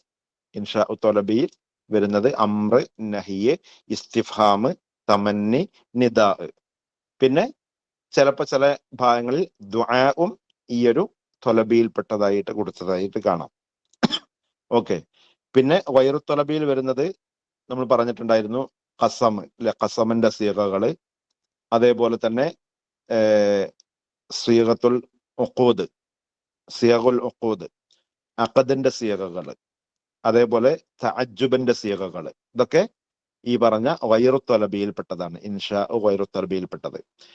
അതുപോലെ ഇൽമുൽ ബയാനിലാണെങ്കിൽ തശ്ബീഹ്, മജാസ്, കിനായത്ത്, മജാസിന്റെ ഇനങ്ങള് മജാസു അൽ ലുഗവിയും അതേപോലെ തന്നെ മജാസുൽ അഖലിയും. മജാസുൽ ലുഗവിയുടെ രണ്ട് ഇനങ്ങള് ഏതൊക്കെയായിരുന്നു? മജാസുൽ മുർസലും ഇസ്തിയാറയും. ഇത്രയും നമ്മൾ മനസ്സിലാക്കി വെക്കുക. കാരണം ഇൽമുൽ ബയാനിൽ പെട്ടത് എന്ന് പറഞ്ഞ് സാധാരണ വരുന്നതാണ് തശ്ബീഹ്, ഇസ്തിയാറ, അതേപോലെ തന്നെ കിനായ, പിന്നെ വേറെ ഏതെങ്കിലും ഒന്ന് കൊടുക്കും. അങ്ങനെയൊക്കെ സാധാരണഗതിയിൽ വരുന്നതാണ്, ഓർത്തു വെക്കുക. ഇൽമുൽ ബദീഇലാവുമ്പോഴോ മുഹസ്സിനാത്തുൽ ലഫ്ലിയയിലെ ജിനാസ്, സജഅ, ഇഖ്തിബാസ്, മുഹസ്സിനാത്തുൽ മഅനവിയയിൽ തൗരിയ, തിബാഖ്, മുഖാബല, ഹുസ്നു താലീൽ, ഉസ്ലൂബുൽ ഹക്കീം, തഅക്കീദുൽ മദ്ഹ് ബിമാ യുഷ്ബിഹു ദം. അടുത്ത ചോദ്യം. ഓക്കെ, അപ്പോ ഇതില് ഏകദേശം എല്ലാവരും ആൻസർ ചെയ്തിരിക്കുന്നത് ഓപ്ഷൻ സി ആണ്. അതിൽ പക്ഷേ എക്സാം ഹാളിൽ കറക്റ്റ് ആക്കിയിട്ടുണ്ടോ എന്നുള്ള അറിയില്ല. ആൻസർ കീ വന്നതിന് ശേഷം ആൻസർ ചെയ്യാണെന്ന് അറിയില്ല. ഓക്കെ, ആൻസർ ചെയ്തവരുണ്ട് എന്നാണ് മനസ്സിലാവുന്നത്. വമാ ജഅൽനാ ലി ബശരിൻ മിൻ ഖബ്ലികൽ ഖുൽദ അഫ ഇം മിത്ത ഫഹുമുൽ ഖാലിദൂൻ മസലുൻ ലി എന്നാണ് ചോദിച്ചിട്ടുള്ളത്. എന്നുവെച്ചാൽ റസൂലുള്ളാഹി സ്വല്ലല്ലാഹു അലൈഹി വസല്ലമയോട് അല്ലാഹു സുബ്ഹാനഹു വ തആല പറയുന്ന ഒരു വാചകമാണ്. അതായത് ഇപ്പോ പ്രവാചകരോട് ഈർഷ്യതയും വിരോധവും മൂത്ത് കഴിഞ്ഞ് ആ പ്രവാചകരുടെ നിലനിൽപ്പിനേക്കാളും പ്രവാചകരുടെ നാശത്തെ ആഗ്രഹിച്ചിരുന്ന എതിർ കക്ഷിയെ സംബന്ധിച്ചാണ് അള്ളാഹു സുബ്ഹാനഹു വ തആല ഇവിടെ പറയുന്നത്. അവരെന്ത് ചെയ്തു? പ്രവാചകരോട് പറയാൻ തുടങ്ങി, അല്ലെങ്കിൽ പ്രവാചകരിൽ നിന്ന് പിന്തിരിപ്പിക്കാൻ വേണ്ടിയിട്ട് അവരുടെ ആളുകളോട് പറയാൻ തുടങ്ങി. ഇനിയിപ്പോ മുഹമ്മദ് അധികം താമസിയാതെ തന്നെ എന്ത് ചെയ്യും? ഇവിടുന്ന് മരണപ്പെട്ടു പോകും. അവൻ മരണപ്പെട്ടു കഴിഞ്ഞാൽ പിന്നെ അവനെ കൊണ്ടുള്ള ശല്യം ഒന്നും ഉണ്ടാവില്ല എന്ന രൂപത്തിലൊക്കെ പറഞ്ഞ് അവരിങ്ങനെ സ്വയം സമാധാനിക്കുമായിരുന്നു. അപ്പോ അതിന് മറുപടി ആയിക്കൊണ്ട് അള്ളാഹു സുബ്ഹാനഹു വ തആല പറഞ്ഞ വാചകാണത്. വമാ ജഅൽനാ ലി ബശരിൻ മിൻ ഖബ്ലികൽ ഖുൽദ്, പ്രവാചകരെ നിനക്ക് മുമ്പ് ഒരു മനുഷ്യനും നാം നിത്യജീവിതം നിശ്ചയിക്കുകയുണ്ടായിട്ടില്ല. എന്നിട്ട് അള്ളാഹു ചോദിക്കാണ് അഫ ഇമ്മിത്ത ഫഹുമുൽ ഖാലിദൂൻ, എന്നിരിക്കെ നീ മരിച്ചാൽ പിന്നെ അവർ ശാശ്വതന്മാരായിരിക്കുമോ എന്ന്. അപ്പോ മുമ്പ് പറഞ്ഞ ഒരു കാര്യം അതിൽ തന്നെ എല്ലാം ഉൾക്കൊള്ളുന്നുണ്ട്. അതായത് ഒരു പ്രപഞ്ചത്തിലുള്ള ഒരു യാഥാർത്ഥ്യമാണ്, മനുഷ്യർക്കൊക്കെ അറിയുന്ന ഒരു യാഥാർത്ഥ്യമാണെന്ത്? ഇവിടെ ആരും ശാശ്വതവാന്മാരായി നിലനിൽക്കുകയില്ല എന്നുള്ളത്. അല്ല, ഒരു മനുഷ്യനും ഇവിടെ ശാശ്വതനായി നിൽക്കുകയില്ല എന്നുള്ളത് ഒരു യാഥാർത്ഥ്യമാണ്. അപ്പൊ അത് ആദ്യം പറഞ്ഞു വമാ ജഅൽനാ ലി ബശരിൻ മിൻ ഖബ്ലിക്കൽ ഖുൽദ്. എന്നിട്ട് പിന്നെ വീണ്ടും അതൊന്നുകൂടി അവിടെ പറയാണ് അഫ ഇമ്മിത്ത, ഇനി നീ മരണപ്പെടുകയാണ്, എന്നിട്ടോ ഫഹുമുൽ ഖാലിദൂൻ, എന്നിട്ട് അവരിവിടെ ശാശ്വതന്മാരായി ഇരിക്കോ എന്നാണ് ചോദിക്കുന്നത്.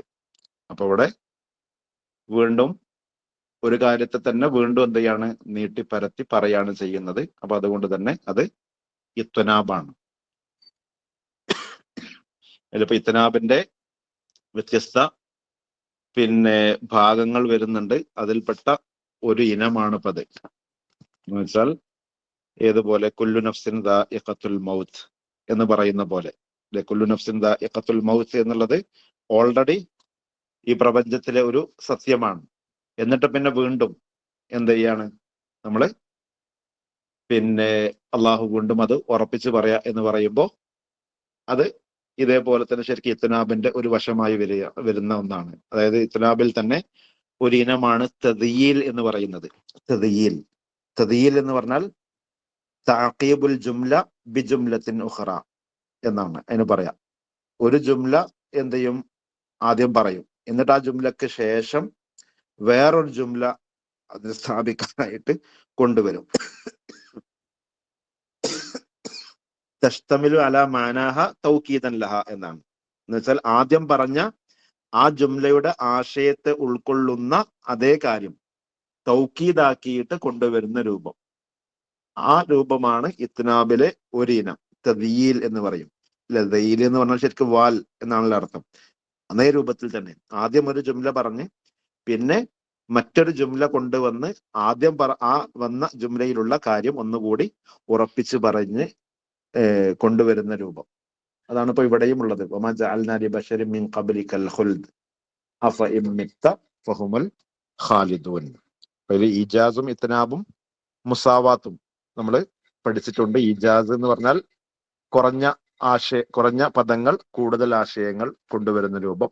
ഇത്നാബ് എന്ന് പറയുമ്പോൾ കൂടുതൽ പദങ്ങൾ ഉണ്ടാവും, പക്ഷെ കൂടുതൽ വാചകങ്ങൾ ഉണ്ടാവും, പക്ഷെ ആശയങ്ങൾ നോക്കുമ്പോൾ അത്ര തന്നെ കൂടുതലായിട്ടുണ്ടാവുകയില്ല. മുസാവാത്ത് എന്ന് പറയുമ്പോൾ രണ്ടും ഏകദേശം ഒരേ രൂപത്തിൽ കൊണ്ടുവരുന്ന രൂപം.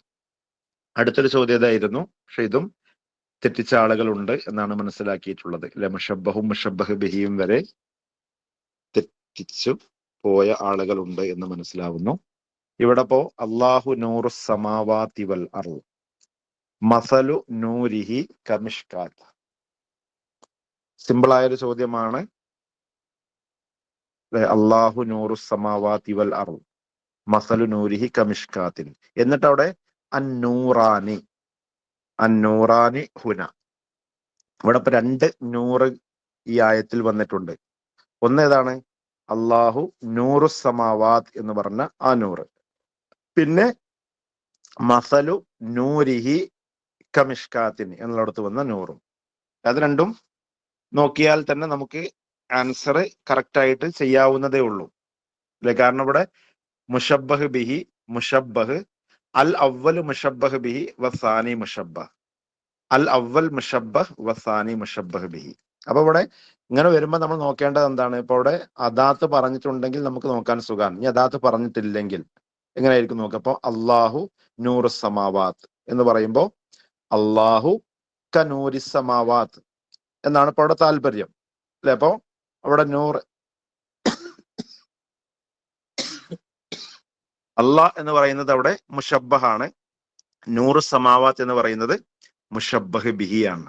അപ്പൊ അതാണ് അവിടെ ഒന്നാമത്തെ മുഷബ്ബ്, ഒന്നാമത്തെ നൂറ് അത് മുഷബ്ബഹ് ബിഹിയാണ്, അഥവാ അവ്വൽ നൂർ മുഷബ്ബഹ് ബിഹി. ഇനി രണ്ടാമത്തെ മസലു നൂരിഹി. ഇനി ആ റബ്ബിന്റെ പ്രകാശത്തെ കുറിച്ചാണ് അടുത്തത് പറയുന്നത്. ആ നൂറോ അത് കമിഷ്കാത്തിൻ. ആ നൂറിനെ മിഷ്കാത്തിനോടാണ് എന്ത് ചെയ്യുന്നത്? ഉപമിക്കുന്നത്, വിളക്കുമാടത്തോട്. അപ്പൊ അവിടെ ആ വിളക്കുമാടം മുഷബ്ബഹ് ബിഹിയാണ്, ആ നൂറോ മുഷബ്ബഹുമാണ്. അപ്പൊ അതുകൊണ്ട് തന്നെ ഓപ്ഷൻ സി ആണ് ഇവിടെ കറക്റ്റ് ആൻസർ. ഇത് ഏകദേശം എല്ലാവരും ശരിയാക്കിയിട്ടുണ്ടോ? തെറ്റിച്ച ആളുകൾ ഉണ്ടെന്ന് തന്നെയാണ് മനസ്സിലാവുന്നത്. അതും അറിയാഞ്ഞിട്ടല്ല തെറ്റിച്ചത്, മറിച്ച് എന്തുകൊണ്ടോ അല്ലെ? ഒരുപക്ഷെ നേരത്തെ തുടക്കത്തിൽ ഞാൻ പറഞ്ഞ പോലെ നമ്മള് തെറ്റിയതിൽ നമ്മൾ കൂടുതൽ പരിതപിക്കേണ്ടതില്ല. ഒന്നുകൂടെ ഒരുപക്ഷെ അടുത്ത എക്സാം, ആ എക്സാമിൽ നമ്മൾ ഒന്നുകൂടി ശ്രദ്ധിക്കാൻ വേണ്ടിയായിരിക്കും അല്ലെ? ഇപ്പൊ ചിലര് ഒരു ഓവറായി ടെൻഷൻ ആവുണ്ടാവും. അപ്പോ നിങ്ങൾക്കൊരു പക്ഷെ ചിലപ്പോ റബ്ബ് ഏകിയത് LP അധ്യാപകരാവണ്ട. നിങ്ങളൊന്നും LP അധ്യാപകരാവേണ്ടവരല്ല, മറിച്ച് നിങ്ങൾ ഹൈസ്കൂളിൽ അധ്യാപകരാവേണ്ടവരാണ് എന്നുള്ള നിലയ്ക്ക് ചിലപ്പോ ആ രൂപത്തിൽ നിങ്ങളെ മാറ്റിയതായിരിക്കും. കാരണം ഇത് കുറച്ച് എളുപ്പമായിരുന്നെങ്കിൽ നിങ്ങൾ അടുത്തതിൽ ചിലപ്പോൾ ശരിക്കും നോക്കിയിട്ടുണ്ടാവില്ല. അപ്പൊ അങ്ങനെ പോസിറ്റീവായിട്ട് വിചാരിക്കുക. നന്നായിട്ട് നിങ്ങൾ എന്ത് ചെയ്യുക, അടുത്ത എക്സാമിന് വേണ്ടിയിട്ട് പ്രിപ്പയർ ചെയ്യുക എന്നാണ് എല്ലാവരോടും ഓർമ്മപ്പെടുത്താനുള്ളത്. ഇനി ഓൾറെഡി പ്രിപ്പയർ ചെയ്ത ആളുകളായിരിക്കും, പക്ഷെ മനസ്സ് പാകെ ഡിസോർഡർ ആയിരിക്കും. അപ്പൊ അതൊക്കെ നമ്മൾ ഒന്ന് നല്ല രൂപത്തിലേക്ക് കൊണ്ടുവരിക. എന്നിട്ട് ഫ്രഷ് മൈൻഡോട് കൂടിയിട്ട് പുറത്ത് ചൂടാണെങ്കിലും നമ്മുടെ ഉള്ളിൽ തണുപ്പിക്കാൻ പ്രത്യേകം ശ്രദ്ധിക്കുക. അല്ലെ, പുറത്തുനിന്ന് എത്ര വലിയ AC ഇട്ട് തണുപ്പിച്ചിട്ടും കാര്യമില്ല, ഉള്ളിൽ ചൂടാണെങ്കിൽ നാളത്തെ എക്സാം കൊള്ളാവും എന്നുള്ളത് നമുക്കറിയാം. അപ്പോൾ ഏറ്റവും നല്ല രൂപത്തിൽ എക്സാമിനെ അഭിമുഖീകരിക്കണമെങ്കിൽ മനസ്സ് എന്ത് ചെയ്യണം, കുറച്ചൊന്ന് തണുക്കന്നെ വേണം. എത്ര പഠിച്ച ആളുകളാണെങ്കിലും അവർക്കൊക്കെ ഉണ്ടാവും ടെൻഷൻ, അത് നമ്മൾ മറക്കാതിരിക്കുക. അപ്പോൾ നമുക്ക് അടുത്ത ഈ ഒരു എക്സാം എളുപ്പമാവണമെങ്കിൽ നമ്മൾ എന്ത് ചെയ്യാന്ന് വെച്ചാൽ പഠിച്ചാൽ മാത്രം പോരാ, നമ്മുടെ മൈൻഡ് നന്നാക്കുക എന്നുള്ളത് വളരെ പ്രധാനമാണ്. അത് ശ്രദ്ധിക്കുക. ഇനിയിപ്പോ നമുക്ക് അറൂലിലെ 2 ക്വസ്റ്റ്യൻസ് ആണ്. അറൂലിൽ നിന്ന് സിമ്പിൾ ആയ രൂപത്തിലാണ് ക്വസ്റ്റ്യൻസ് വന്നിട്ടുള്ളത്. അപ്പൊ അതുകൂടെ പെട്ടെന്ന് ആൻസർ ചെയ്തിട്ട് നമുക്ക് അവസാനിപ്പിക്കാം. അസിഹാഫാത്ത് വൽ ഇലൽ മിൻ ഇൽമി ഡാഷ്. പിന്നെ ആരും തെറ്റിച്ചിട്ടില്ല അല്ലെ? ഇൽമുൽ അറൂലിൽ പെട്ടതാണ് അസിഹാഫാത്ത് വൽ ഇലൽ അല്ലെ? എന്താണെന്നുള്ളത് നമ്മൾ ലാസ്റ്റ് ക്വസ്റ്റ്യൻ ഡിസ്കഷന്റെ സമയത്ത് നമ്മൾ പറഞ്ഞിട്ടുണ്ടായിരുന്നു. എന്താണ് സിഹാഫത്ത്, അതേപോലെ തന്നെ ഇല്ലത്തും എന്ന് പറഞ്ഞാലും. സിഹാഫ് എന്ന് പറഞ്ഞാൽ, അതേപോലെ ഇല്ലത്ത് എന്ന് പറഞ്ഞാൽ, രണ്ടും നമ്മൾ മനസ്സിലാക്കുക മാറ്റങ്ങളാണ്. തഗയീറിനാണ് എന്ത് പറയാ, സിഹാഫ് എന്ന് പറയാ, അതേപോലെ തന്നെ ഇല്ലത്ത് എന്ന് പറയാ. അതായത് രണ്ടും 2 രൂപത്തിലുള്ള മാറ്റങ്ങളാണ്. എന്തിൽ വരുന്ന മാറ്റങ്ങളാണ്? ഒരു കവിതയിൽ, ആ കവിതയിൽ വരുന്ന ഓരോരോ വസനുകളിലും കവി വരുത്തുന്ന ചെറിയ ചെറിയ ചില മാറ്റങ്ങൾക്കാണ് സിഹാഫ് ഇല്ലത്ത് എന്ന് പറയാം. ഇപ്പൊ സാധാരണ നമ്മളിപ്പോ ഒരാൾക്ക് ന്യൂനത ഉള്ള ഒരാളാണെങ്കിൽ, ന്യൂനത എന്നല്ല, ഇപ്പൊ ഒരാൾക്ക് അംഗപരിമിതരായ ആളുകൾ ഉണ്ടാവും. ഇപ്പൊ അംഗവൈകല്യമുള്ള ആളുകളാണെങ്കിൽ നമ്മൾ 2 രൂപത്തിലാണെങ്കിലും വൈകല്യം എന്നാണ് പറയാം. ഇപ്പൊ ഒരാൾക്ക് എന്തുണ്ട്, ഒരു കൈയില്ല എന്ന് വിചാരിച്ചോളെ, അപ്പൊ അയാൾ അംഗപരിമിതനാണ് നമ്മൾ സാധാരണ പറയാറുണ്ട്. ഇനി ഒരാൾക്ക് 5 വിരലുണ്ടാവേണ്ടതിന് പകരം 6 വിരലുണ്ടെന്ന് വിചാരിച്ചോളി, അപ്പോഴും നമ്മൾ എന്ത് പറയും, അംഗപരിമിതൻ എന്ന് തന്നെയാണ് പറയാം. ഇതേപോലെ തന്നെയാണ് സിഹാഫ് ഇല്ലത്ത് എന്ന് പറഞ്ഞാലും. രണ്ടും എന്തെന്നാന്ന് വെച്ചാൽ മാറ്റങ്ങളാണ്. അത് കുറവായാലും ശരി, കൂടുതലായാലും രണ്ടും സിഹാഫും ഇല്ലത്താണ്. അതിലിപ്പോ സിഹാഫ് എന്ന് പറഞ്ഞാൽ ഹുവ തഗ്യീറുൻ യൽഹഖു ബിസവാനി അസ്ബാബൽ അജ്സാ ലിൽ ബൈത്ത് അശ്ശഅരി. ഒരു കവിതയിലെ ജുസ്ഉകളിലെ സബബിന്റെ 2ാമത്തെ ഹർഫിന് സംഭവിക്കുന്ന മാറ്റങ്ങൾക്കാണ് സിഹാഫ് എന്ന് പറയാം. അപ്പോ സബബിന്റെ 2ാമത്തെ ഹർഫ് അല്ലെ, സബബ് എന്ന് പറഞ്ഞാൽ 2 ഹർഫ് കൂടി ചേർന്ന പദങ്ങൾക്കാണ് സാധാരണ സബബ് എന്ന് പറയാം. അപ്പോ അതിൽ 2ാമത്തെ ആ ഹർഫിന് വരുന്ന മാറ്റത്തിനാണ് എന്ത് പറയുന്നത്, സിഹാഫ് എന്ന് പറയുന്നത്. വഹാദ തഗ്യീർ യഖഉ ഫിൽ ഹശ്വി വഗൈരിഹി. ഇത് എന്തിലൊക്കെ സംഭവിക്കാം, ഹശ്വലും സംഭവിക്കാം, അല്ലാത്തതിലും സംഭവിക്കാം. എന്ന് വെച്ചാൽ ഒരു ബൈത്തില് ഏറ്റവും പ്രധാനപ്പെട്ട ജുസ് എന്ന് പറയുന്നത് അറൂലും ലർബുമാണ്. ഓക്കെ, അറൂലും ലർബും. പിന്നെ അത് രണ്ടും അല്ലാത്തതിനാണ് എന്ത് പറയുന്നത്, ഹശ്വ് എന്ന് പറയുന്നത്. അപ്പൊ അതുകൊണ്ടാണ് ഇവിടെ ഇങ്ങനെ പറഞ്ഞത്. എന്നുവെച്ചാൽ ഒരു കവിതയുടെ ഏത് ഭാഗത്തും സിഹാഫ് സംഭവിക്കാം എന്നർത്ഥം. ഓക്കെ, അതാണ് ഫിൽ ഹശ്വി വഗൈരിഹി എന്ന് പ്രത്യേകം പറയാൻ കാരണം. ഇനി വഇദാ വറദ സിഹാഫ് ഫി ബൈത്തിൻ ഫഇന്നഹു ലാ യൽസം അൻ യരിദ ഫി ജമീഇ അബിയാത്തിൽ ഖസീദ. ഇനി സിഹാഫ് എന്ത് ചെയ്തു വെച്ചാൽ, ഇപ്പൊ കവി 1ാമത്തെ വരിയിൽ തന്നെ കൊണ്ടുവന്നു എന്ന് വിചാരിക്കാം, അതല്ലെങ്കിൽ 2ാമത്തെ വരിയിൽ കൊണ്ടുവന്നു എന്ന് വിചാരിക്കാം. ആ കൊണ്ടുവന്നു എന്നുള്ളത് കൊണ്ട് ബാക്കിയുള്ള ആ ഖസീദയിലെ ബൈത്തുകളിലെല്ലാം കൊണ്ടുവരണം എന്നുള്ളത് നിർബന്ധമല്ല. അത് സിഹാഫിന്റെ ഒരു പ്രത്യേകതയാണ്.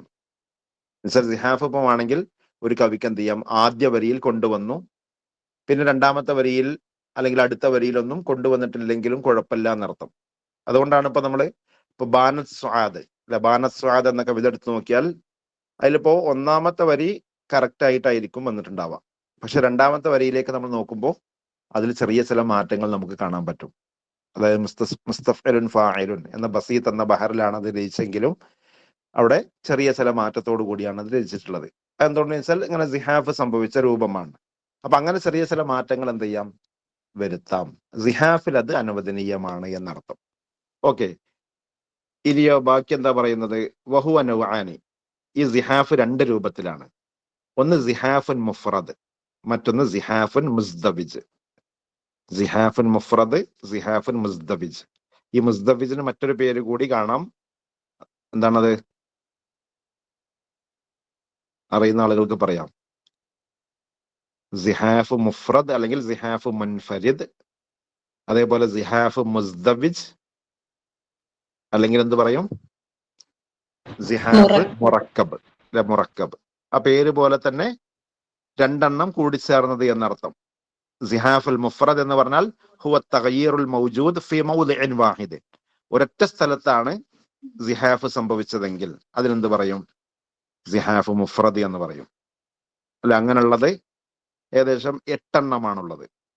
പിന്നെ സിഹാഫ് മുസ്ദവിജ് എന്ന് പറഞ്ഞാലോ, അത് 2 സ്ഥലങ്ങളിൽ, ഒരു തഫ്ഇലത്തിൽ തന്നെ 2 സ്ഥലങ്ങളിൽ എന്ത് ചെയ്യുക, തഗ്യീർ സംഭവിക്കാം. ഏതുപോലെ, ഇപ്പൊ മുസ്തഫ്ഇലുൻ എന്ന വസൻ എടുക്കുകയാണ്, അതൊരു ജുസ് ആണല്ലോ. ആ ജുസ്ഇല് ഇപ്പോ സീന് മാത്രമാണ് കളയപ്പെട്ടത് എന്ന് വിചാരിക്കാം. മുസ്തഫ്ഇലുൻ എന്നുള്ളത് മുത്തഫ്ഇലുൻ എന്ന് മാത്രമായി മാറി. അപ്പൊ ഒരു സ്ഥലത്തെ അവിടെ എന്ത് ചെയ്തിട്ടുള്ളൂ, സിഹാഫ് സംഭവിച്ചിട്ടുള്ളൂ. അപ്പൊ അങ്ങനെയുള്ള രൂപമാണെങ്കിൽ അത് സിഹാഫ് മുഫ്രദാണ്.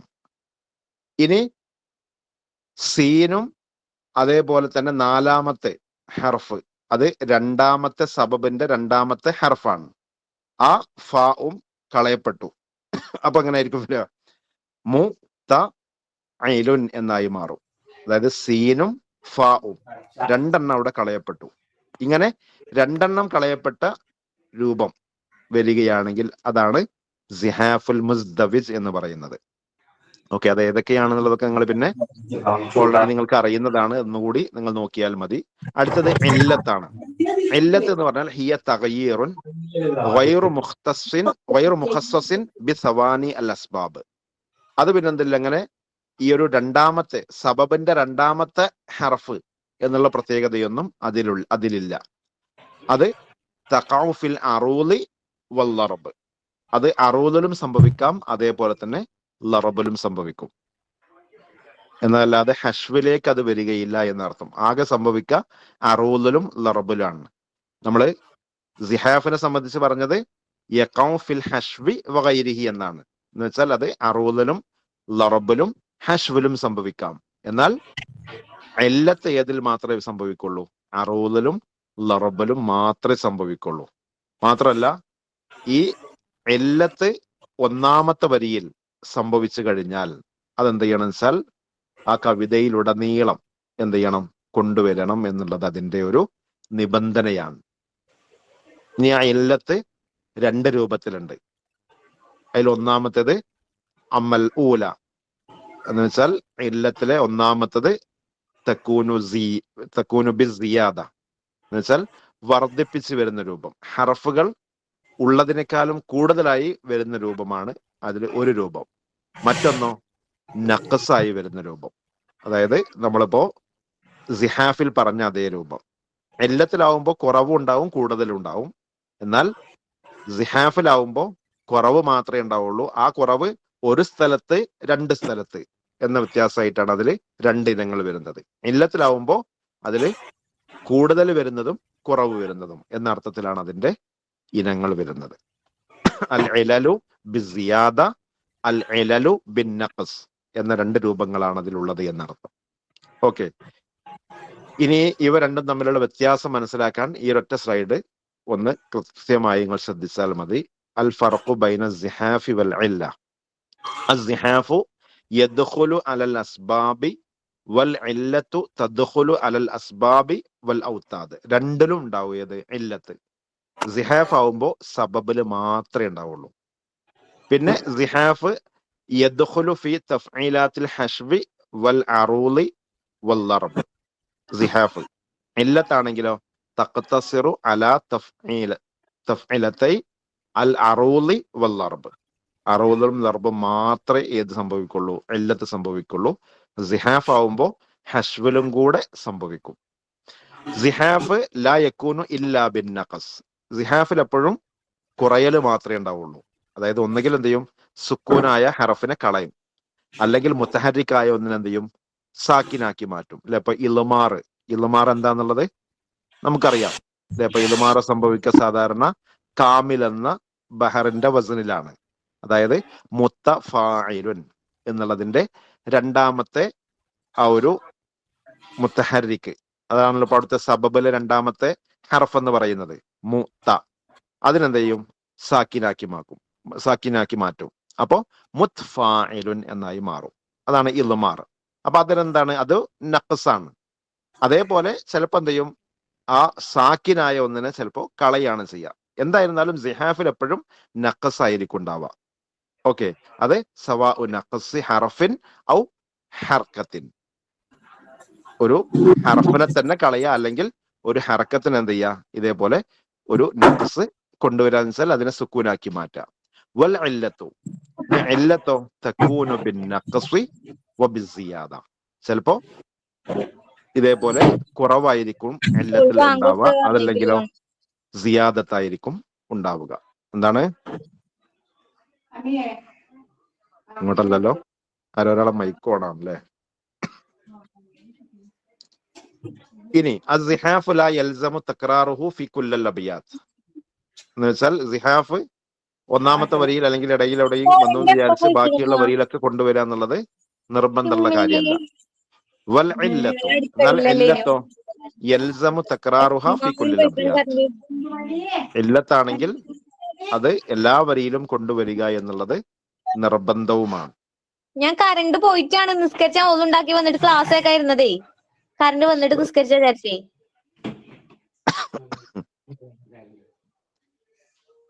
മനുഷ്യന്മാര് ആയിക്കോട്ടെ, കറണ്ട് വന്നിട്ട് നിസ്കരിച്ച മുട്ടിയാളി.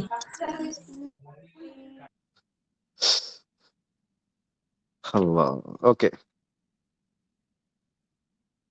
ഇനി അടുത്ത ചോദ്യം. മൻ സാദ ബഹർ അൽ ഖബബ് ഔ അൽ മുത്തദാറക് അലൽ ബഹറിൽ ഖലീലി. അടുത്തൊരു എളുപ്പമുള്ള ഒരു ചോദ്യമാണ് അറൂദിൽ നിന്ന് ചോദിച്ചിട്ടുള്ള. മൻ സാദ ബഹറുൽ ഖബബ് ഔ അൽ മുത്തദാറക് അലൽ ബഹറിൽ ഖലീലി. ഓക്കെ, ഓപ്ഷൻ എ ആണ്. അഖ്ഫഷ് ആണ് ഖബബ് അല്ലെങ്കിൽ മുത്തദാറക് എന്ന് പറയുന്ന ബഹർ ആഡ് ചെയ്തിട്ടുള്ളത്.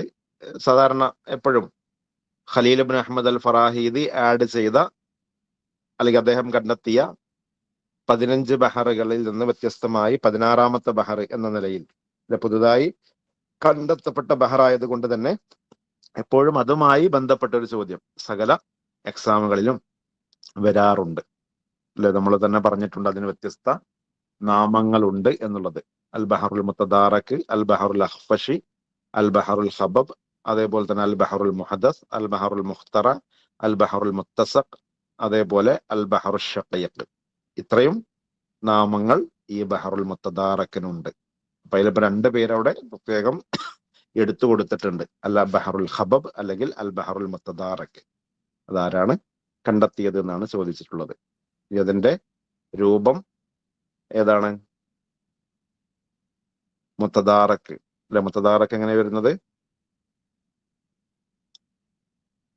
മുത്തദാറക്കിന്റെ പൂർണ്ണമായ രൂപം അതെ ഫാഇലുൻ അല്ലെ? അത് ഇസ്തിഅമാലില് ഫാഇലുൻ എന്നാണ് സാധാരണ വരാറുള്ളത്.